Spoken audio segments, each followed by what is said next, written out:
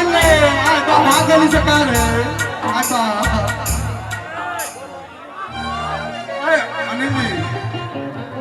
जी कागल करे जा सुने कभी आया बातें कैला पिया हकवना करे बाकी ना ये ठंडी का मौसम में कहत रे कैला पिया हकवना करे बाकी ना अब की जाड़ा में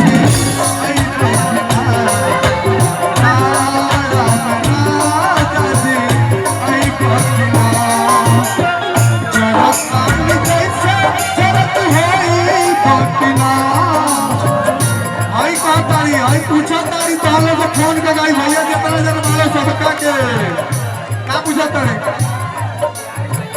जरतान जैसे जरत होई बकिना अब की जाड़ा में राजा जी आई बकिना जाड़ा में राजा जी आई बकिना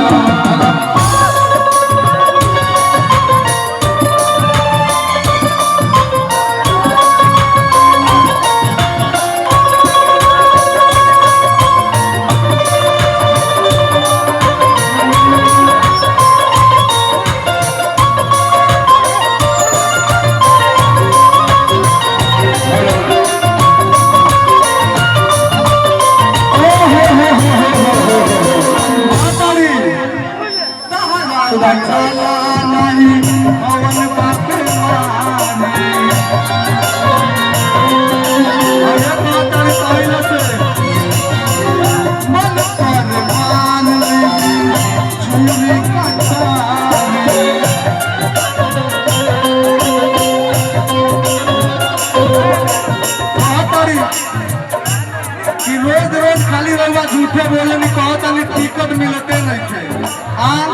अरे 24 घंटा पहले जाते कहा ना टिकट मिली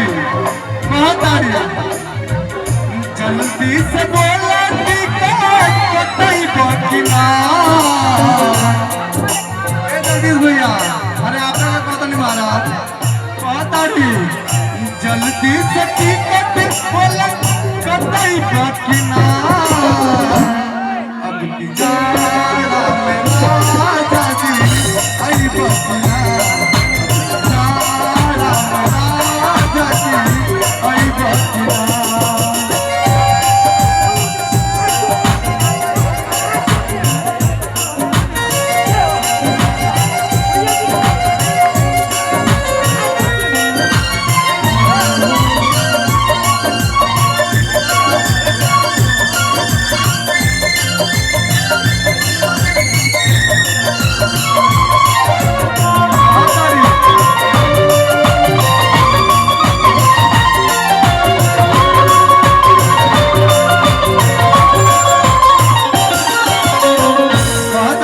सखी सहेली जितना बड़े से आज भाई सखी सहेली होगा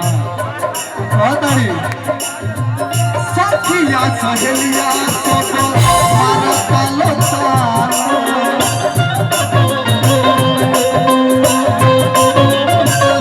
बहुत अड़ी सखी लोग क्या करता लो और सही सुखा जाए तो हम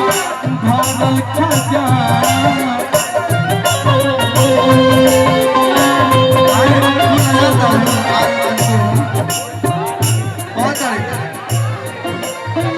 सखिया सहेलिया मारो कालो ताला अरे कहता लो कहे लोग असही तोहर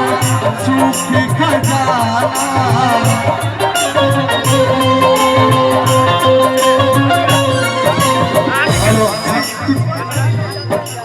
सुधाकर जी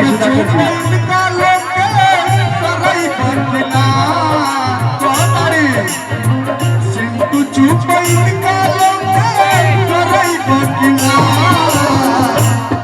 अब की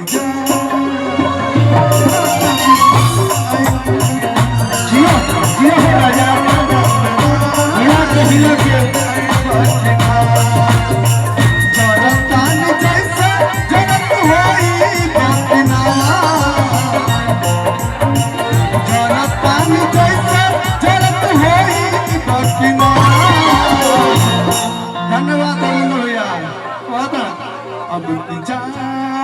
राम राजा जी कई बकिना